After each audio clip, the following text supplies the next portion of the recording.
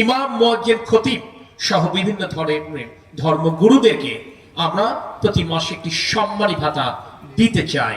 কারণ মসজিদ কমিটি কিংবা মন্দির কমিটি তাদেরকে যে ভাতাটি দেন সেটি দিয়ে তাদের সংসার চালানো কার্যত অসম্ভব।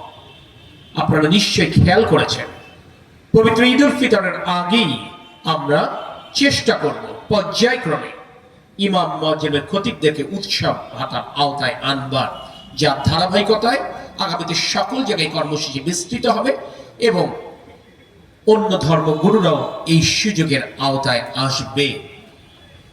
আপনারা নিশ্চয়ই খেয়াল করেছেন, গতকাল আমাদের আনুষ্ঠানিক ক্যাবিনেট মিটিংয়ে, প্রথম ক্যাবিনেট মিটিংয়ে আমরা বাংলাদেশের কৃষক সমাজের কাছে দেওয়া অঙ্গীকার অর্থাৎ 10,000 টাকা পর্যন্ত কৃষি ঋণ সুদ সহ মওকুফ করবার সিদ্ধান্ত গ্রহণ করেছি।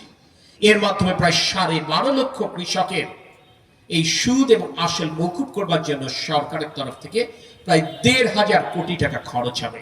কিন্তু আমরা জনগণের সরকার, জনগণের ভোটে যেহেতু নির্বাচিত হয়েছি, জনগণের কাছে দেওয়া ওয়াদা আমরা রাখবার উদ্দেশ্যে আমরা এই সিদ্ধান্ত আমাদের প্রথম ক্যাবিনেট মিটিংয়ে আমরা গ্রহণ করেছি।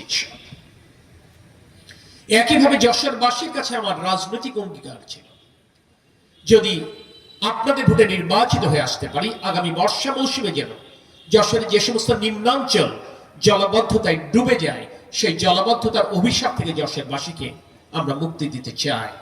আপনারা জেনে খুশি হবেন, গত সপ্তাহে যখন আমি প্রথম যশোর এসেছিলাম, আমি কিছু নির্দেশনা দিয়েছিলাম। আজকেও আমি প্রশাসনের কর্তা ব্যক্তিদের সাথে বসেছি।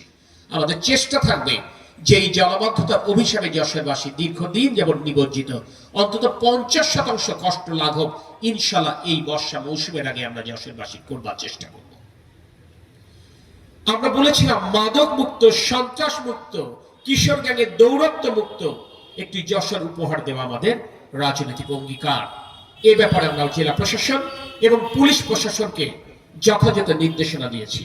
আমি এই দোয়া কবুলের মুহূর্তে, এই পবিত্র মুহূর্তে আপনাদের কাছে পুনরুল্লেখ করতে চাই, এটি আমাদের রাজনৈতিক অঙ্গীকার। যশোরবাসীর কাছে আমার ওয়াদা, আমি কথা দিয়েছিলাম মাদক এবং সন্ত্রাস নির্মূলের জন্য মাদক ব্যবসায়ী এবং সন্ত্রাসী থেকে রাজনৈতিক পৃষ্ঠপোষকতা দেওয়া বন্ধ করব।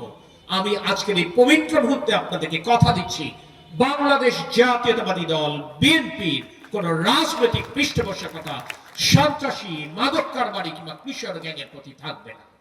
যশোরকে সন্ত্রাস মুক্ত, মাদক মুক্ত, কিশোর গ্যাংয়ের দৌরাত্ম্য মুক্ত করতে আমি জেলা প্রশাসন, পুলিশ প্রশাসনের কাছে যেভাবে সাহায্য সহযোগিতা চেয়েছি, আপনারা যশোরের বিভিন্ন শ্রেণী পেশার মানুষ যারা যশোরকে নিজ নিজ মেধা, যোগ্যতা এবং গুণে সমৃদ্ধ করেছেন, আমি একইভাবে আপনাদের কাছেও সমর্থন প্রত্যাশা করি।